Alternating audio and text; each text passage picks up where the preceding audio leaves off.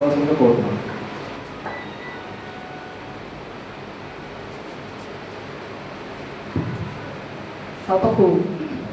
నమస్కారం.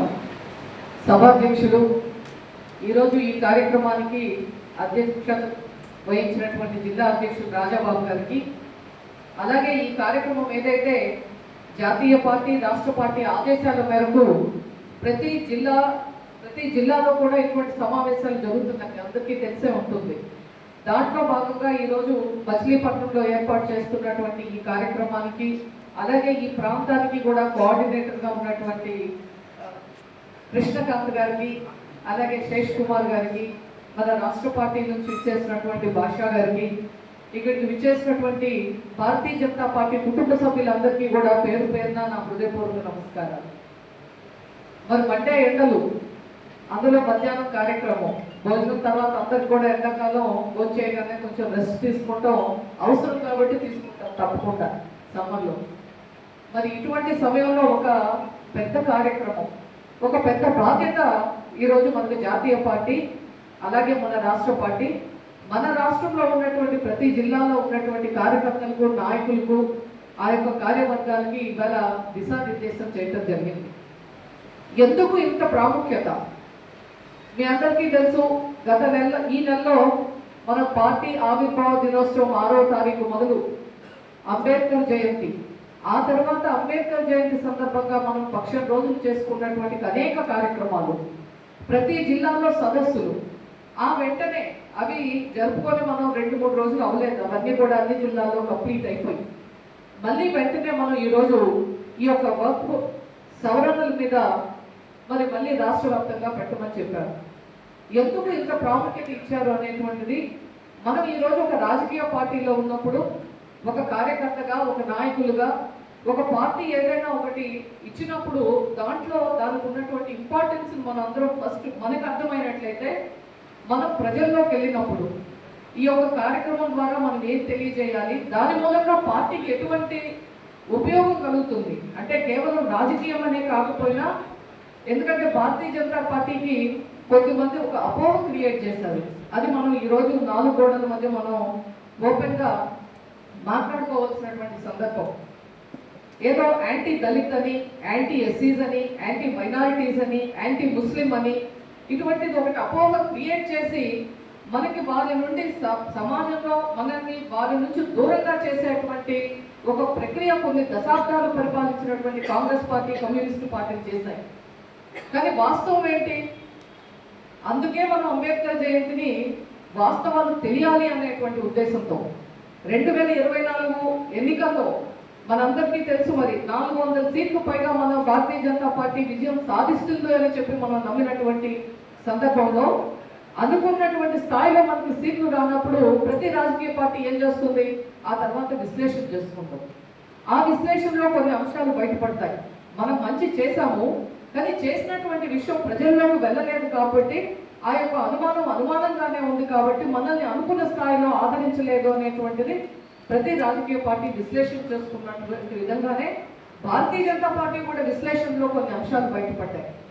అదే ఏదైతే ఆ రోజు కాంగ్రెస్ పార్టీ మన మీద ప్రచారం చేసిందో, మళ్ళీ భారతీయ జనతా పార్టీ మెజారిటీ 400 సీట్లు పైగా వస్తే రాజ్యాంగ సవరణలు చేస్తుంది, రిజర్వేషన్లు ఎత్తేస్తారు, మరి మైనారిటీస్కి అన్ని కూడా ఇబ్బంది కలిగేటువంటి పరిస్థితులను ప్రచారం చేశారు. కాబట్టి మనం అంబేద్కర్ గారిని గౌరవించినటువంటి విధానాలన్నీ కూడా పబ్లిక్లోకి తీసుకెళ్లాలని చెప్పి ఒక 15 రోజుల పాటు కార్యక్రమాలు చేశాం. ఆ సందర్భంలో అది అయిన తర్వాత మళ్ళీ మనం ఫీడ్బ్యాక్ తీసుకున్నాం. మరి మేము కూడా మా నియోజకవర్గంలో ఈ కార్యక్రమాలు ఇన్ని పెట్టాం, వాడలో చెప్పాం, ఏమనుకుంటున్నారు ఇప్పుడు అని. మన కార్యక్రమం అయిన తర్వాత చాలా మంది చెప్పారు, ఇప్పటి వరకు మాకు ఇటువంటి అంశాలు తెలియలేదు. ఈ చట్టం రిట్రాస్పెక్టివ్ కాదు, అంటే వెనుక నుంచి కాదు, గతించిన దానికి కాదు, భవిష్యత్తులో ఏదైనా జరిగే వాటికి ఈ చట్టం వర్తిస్తుంది అని చెప్పడం జరిగింది.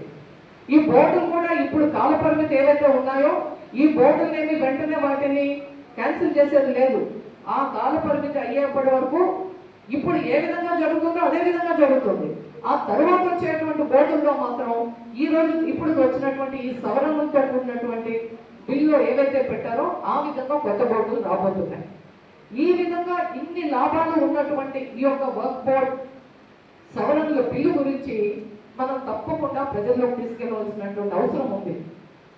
మనం స్ట్రీట్ కార్నర్ మీటింగ్స్ పెట్టొచ్చు, మనం పిలిస్తే రావచ్చు రాకపోవచ్చు, కానీ ఒక్కరిద్దరికైనా మనం ఒక వీధిలో మనం చెప్పుకుంటూ పోతే హిందువుల్లో కూడా అవగాహన కలగాలి. అపోహలు ఎవరికి ఉండకూడదు. ఒక చట్టం చేశామంటే అది ఈ దేశానికి సంబంధించినటువంటి ఒక జాతీయ చట్టం.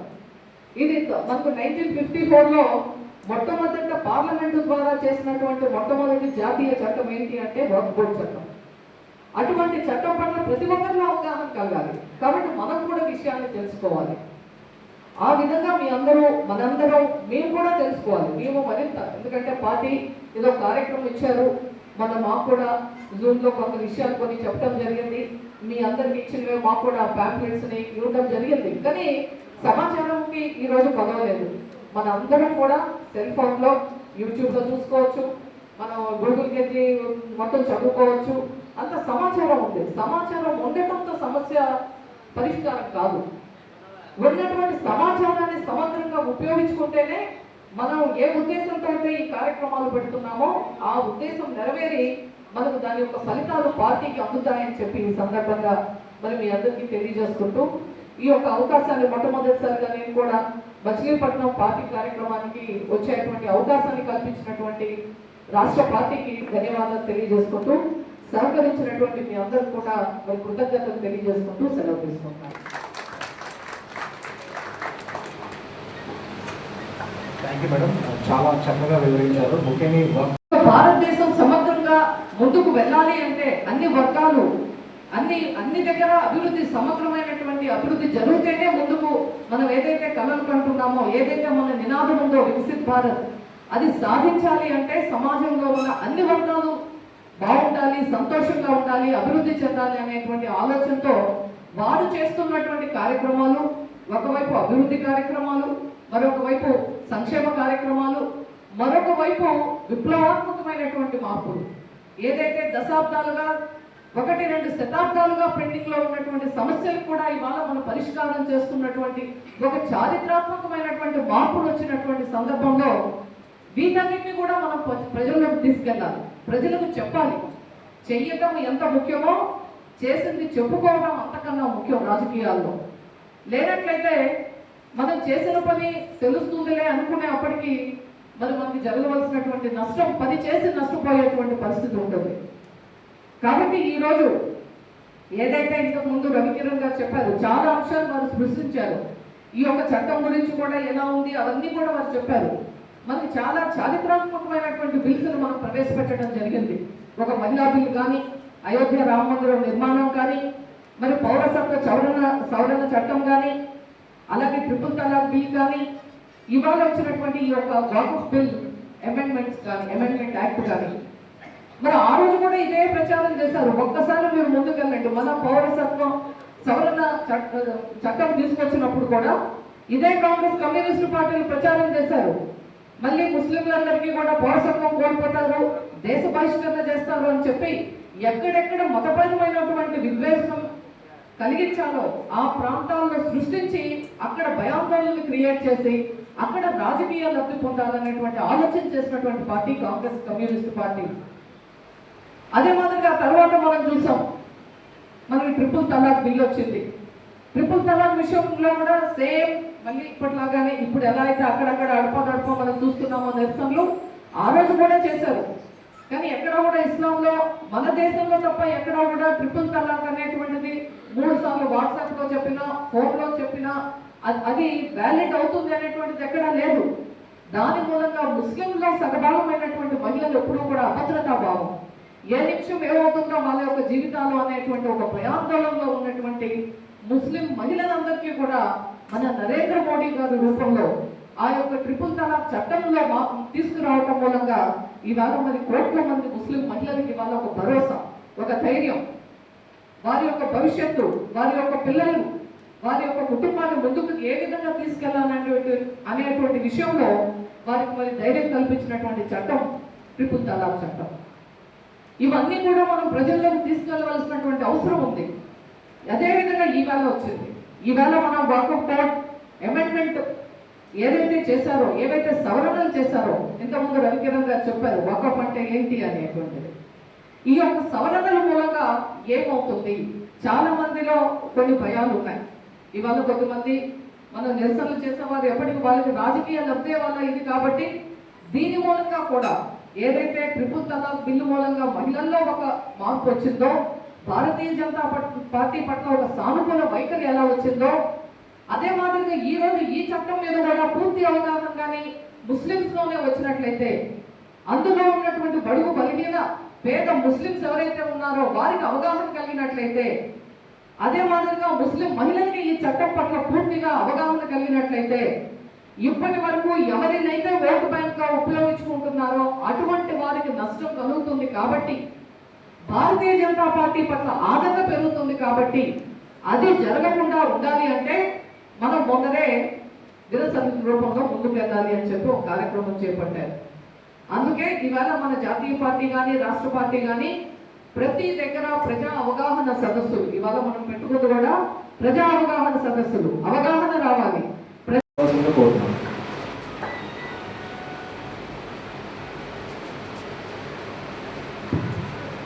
సభకు నమస్కారం. సభాధ్యక్షులు, ఈరోజు ఈ కార్యక్రమానికి అధ్యక్షత వహించినటువంటి జిల్లా అధ్యక్షుడు రాజాబాబు గారికి, అలాగే ఈ కార్యక్రమం ఏదైతే జాతీయ పార్టీ రాష్ట్ర పార్టీ ఆదేశాల మేరకు ప్రతి జిల్లాలో కూడా ఇటువంటి సమావేశాలు జరుగుతున్నాయి, అందరికీ తెలిసే ఉంటుంది.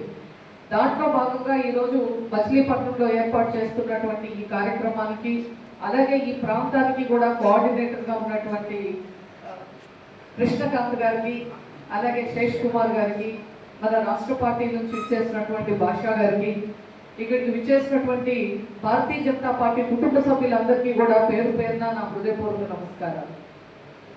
మరి మండే ఎండలు, అందులో మధ్యాహ్నం కార్యక్రమం, భోజనం తర్వాత అందరికి కూడా ఎండాకాలం భోజనం చేయగానే కొంచెం రెస్ట్ తీసుకుంటాం, అవసరం కాబట్టి తీసుకుంటాం తప్పకుండా సమ్మర్లో. మరి ఇటువంటి సమయంలో ఒక పెద్ద కార్యక్రమం, ఒక పెద్ద బాధ్యత ఈరోజు మనకి జాతీయ పార్టీ, అలాగే మన రాష్ట్ర పార్టీ, మన రాష్ట్రంలో ఉన్నటువంటి ప్రతి జిల్లాలో ఉన్నటువంటి కార్యకర్తలకు, నాయకులకు, ఆ యొక్క కార్యవర్గాలకి ఇవాళ దిశానిర్దేశం చేయటం జరిగింది. ఎందుకు ఇంత ప్రాముఖ్యత మీ అందరికీ తెలుసు.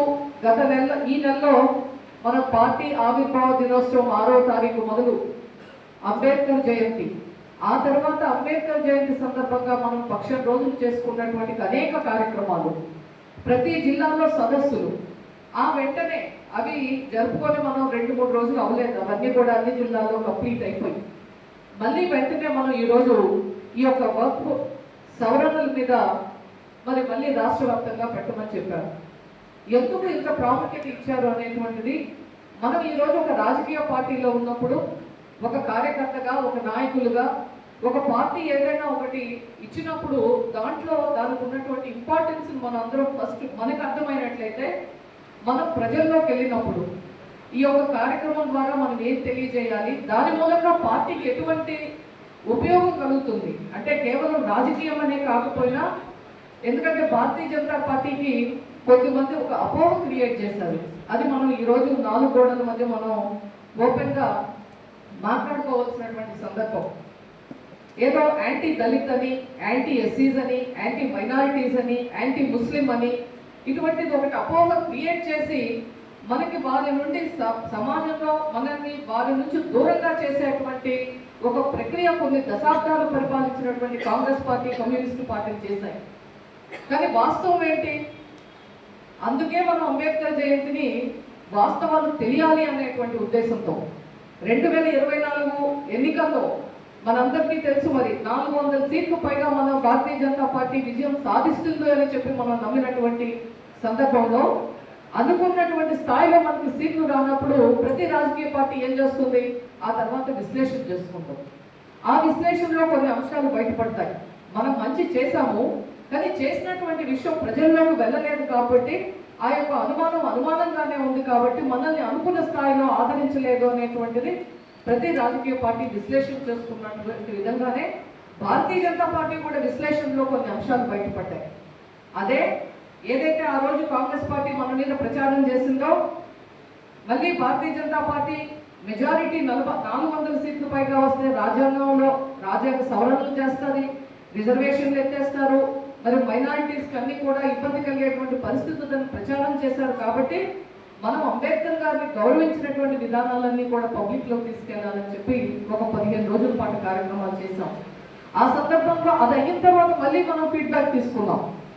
మరి మేము కూడా మా నియోజకవర్గంలో ఈ కార్యక్రమాలు ఇన్ని పెట్టాం, వాడలో చెప్పాం, ఏమనుకుంటున్నారు ఇప్పుడు అని. మన కార్యక్రమం అయిన తర్వాత చాలా మంది చెప్పారు, ఇప్పటి వరకు మాకు ఇటువంటి అంశాలు తెలియలేదు.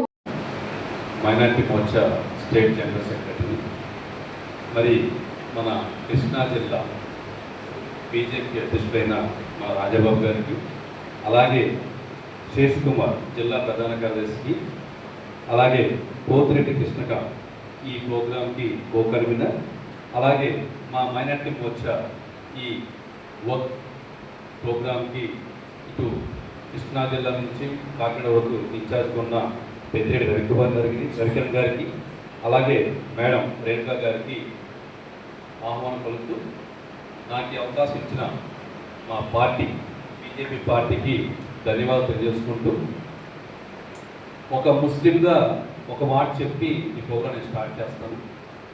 బీజేపీ అంటే హిందూ పార్టీ అని అందరూ అనుకుంటారు. పార్టీ అనేది ఏ మతానికో కులానికో సంబంధించింది మాత్రం కాదు. పార్టీ అనేది అందరికీ సంబంధించి 15 సంవత్సరాల నుంచి నేను బీజేపీ పార్టీలో ఉంటున్నాను. నాకు ఎక్కడ కూడా ఒక మైనార్టీ అని చెప్పి, ఒక ముస్లిం అని చెప్పి నన్ను పక్కన పెట్టడం కానీ అలా ఎక్కడ జరగలేదు. నేను దానికి గర్వంగా చెప్పుకుంటున్నాను, ఇది నా పార్టీ, నా బీజేపీ పార్టీ అని. కొన్ని పార్టీలు ఓట్ల కోసం రాజకీయం చేస్తాయి, బీజేపీ పార్టీ ప్రజా సంక్షేమ కోసం రాజకీయం చేస్తాయి. అదే ఈ వక్ఫ్ బోర్డ్ యాక్ట్. ముస్లిం మన ప్రతి వ్యక్తికి, పుట్టిన ప్రతి వ్యక్తికి 5 సూత్రాలు ఉంటాయి. ఒకటి 5 పూట్ల నమాజ్ చదవడం, రెండోది హజ్ యాత్ర చేయడం, మూడోది జకాత్ చేయడం, నాలుగోది రంజాన్ నెలలో ఫిత్రాలు ఇవ్వడం. ఇలా ఒక్కొక్క 5 కంపల్సరిగా ముస్లిం అనే వ్యక్తి 5 కంపల్సరీ చేయాలి. తన పుట్టిన కాడ నుంచి చనిపోయేలోపు ఇవి పాటించాలి. అందులో జకాత్ అనేది చాలా ఇంపార్టెంట్. ఫర్ ఎగ్జాంపుల్, ఇప్పుడు నా దగ్గర 1,00,000 రూపాయలు క్యాష్ ఉంది. రంజాన్ నెల వచ్చినప్పుడు నా దగ్గర ఉన్న ఆస్తి మొత్తం విలువ 1,00,000 రూపాయలు అనుకుందాం. ఆ 1,00,000 రూపాయల నుంచి 5% ఎంత అవుతుందండి? సుమారుగా 5,000 రూపాయలు అవుతుంది. ఆ 5,000 రూపాయలు జకాత్ నేను తీసి పేద ముస్లిమ్స్కి పంచాలి. నేనున్న ఏరియాలో పేద ముస్లిమ్స్ లేరనుకున్నాను. ఇప్పుడు నేను 5,000 రూపాయలు ఎలా పంచాలి మీరు చెప్పండి? మీరైతే ఏం చేస్తారు సార్? లేదు, వాళ్ళకే పంచాలి. అంటే వాళ్ళు కూడా పేదవాళ్ళు, ముస్లిమ్స్లో కూడా. అంటే రంజాన్ పండుగ నేను చాలా బాగా చేసుకుంటాను, నేను రోజు బిర్యానీ తింటున్నాను. నాతో పాటు ఉన్న నా సోదరులు సోదరమణులు కూడా పండగ బాగా చేసుకోవాలనే ఉద్దేశంతో నేను క్రియేట్ చేశాను. మరి ఆ చుట్టుపక్కల వాళ్ళు లేరనుకుందాం. అప్పుడు నేను ఏం చేస్తానంటే ఈ వర్క్కి ఇస్తాను. నేను సంపాదించిన ఆదాయాన్ని తీసుకెళ్ళి ఈ వర్క్ ఇస్తాను. ఈ వర్క్ ఏం చేస్తుంది? ఈ ఇచ్చిన డబ్బంతా, అది స్థలం రూపంలో ఇవ్వచ్చు, డబ్బు రూపంలో ఇవ్వచ్చు. అంటే ముస్లింగా పుట్టిన ప్రతి వ్యక్తి ఆస్తి బంగారంతో కలుపుకొని, స్థలం కలుపుకొని, అతను ఉంటున్న ఎన్ని కలుపుకొని మొత్తం 100 కోట్లు ఆస్తున్నా సరే 5% ఇవ్వాల్సింది ఆ నెలలో. అది పేద ముస్లిమ్స్ మాత్రమే అందాలనేది మా కోరిక. అంటే వాళ్ళు కూడా సంతోషంగా పండుగ చేసుకోవాలి, వాళ్ళు కూడా కొత్త బట్టలు వేసుకోవాలి, వాళ్ళు కూడా డైలీ బిర్యానీ తినాలనేది కాన్సెప్ట్. ఆ సిస్టమ్ ద్వారా పుట్టింది. ఆ వచ్చిన అమౌంట్ డైరెక్ట్గా ఇవ్వలేకపోయిన వాళ్ళు ఏం చేస్తారంటే వర్క్కి ఇస్తారు. ఇచ్చిన ఆస్తిని తిరిగి పొందడానికి ఛాన్స్ లేదు. ఒకసారి దానం చేసినట్టుగా రవికాంత్ గారు చెప్పినట్టుగా మనం దానం చేస్తే తిరిగి తీసుకునే ఛాన్స్ అయితే లేదు. అలాగా కొంతమంది ముస్లిమ్స్ పెద్దవాళ్ళ డబ్బుని అలా దానం చేసి పేద ముస్లిమ్స్కి అందాలన్న ఉద్దేశంతో స్టార్ట్ అయింది. అలా స్టార్ట్ అయింది. నాకు తెలిసి నేను పుట్టి 40 సంవత్సరాలు అవుతుంది. ఇది వక్ఫ్ బోర్డు ద్వారా నీకు 10 రూపాయలు ఇస్తున్నానని నేను వెళ్ళలేదు, నా చుట్టుపక్కల ప్రాంతం ఎక్కడ వెళ్ళలేదు. ఛాలెంజ్ చేసి చెప్తాను ఈ మాట. నేను ఉండేది విజయవాడ, రాణిగారు కృష్ణాలో ఉంటున్నాను. నేనే డబ్బున్నాను కాదు, నేనైతే ఎప్పుడు ఈ సొమ్ము తెల్లా. నాకు తెలిసి మా నాన్న తెల్లా, నేను తెల్లా, మా ఇంట్లో ఎవరు తినట్లేదు. నా చుట్టూ ఉన్నదంతా మాస్ ఏరియా, ఎవరు తినట్లా. అక్కడ దాకా ఎందుకంటే కరోనాలో ఎవరైనా పంచారు వచ్చి ఇది వర్క్ సంబంధించిన ఆస్తి అని చెప్పి కరోనాలో ఎవరైనా పంచారా, మీరు ఎవరైనా చూసారా? చూడలేదు.